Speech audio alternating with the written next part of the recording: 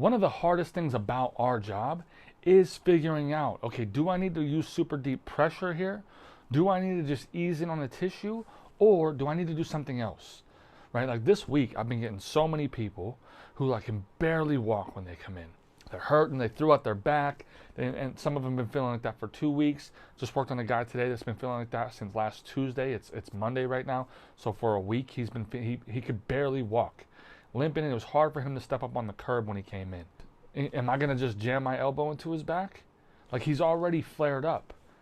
So I'm not going to probably do a super deep tissue when he can barely move without pain.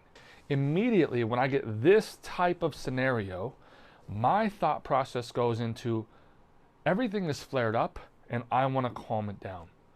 And that doesn't necessarily mean like a nice relaxing Swedish. Mostly what I do is gentle stretching, gentle movement of the body.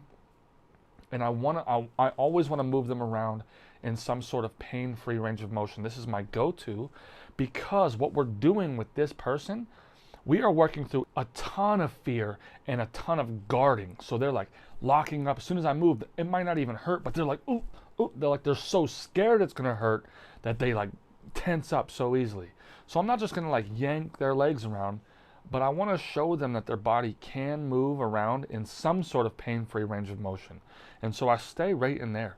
And it is insane because I'm not even thinking about stretching. If we get to a stretch, great. What I'm thinking about is I just want to show the body that it can move around pain-free, and I build trust and I take down fear, because that's what we're doing is we're working through the guarding is I'm moving them around in a pain-free range of motion. Like, look, this isn't bad. Like, you can move without pain. And it basically just shuts off. I'm not saying that it's not going to come back or that they're not going to need more sessions or that they are most likely going to need to do some strengthening. Because a lot of times that stuff happens because they strained something and then it just threw everything out of whack.